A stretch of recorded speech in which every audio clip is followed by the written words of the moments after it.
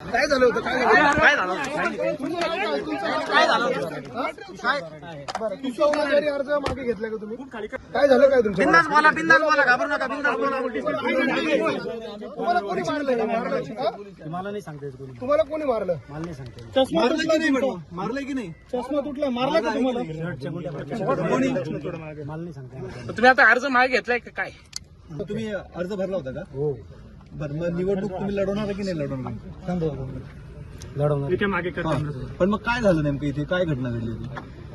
काय नाही, फक्त शेवटच्या कोणी केलं? कोणी मला नाही सांगता येत. हा, पण किती लोक होते?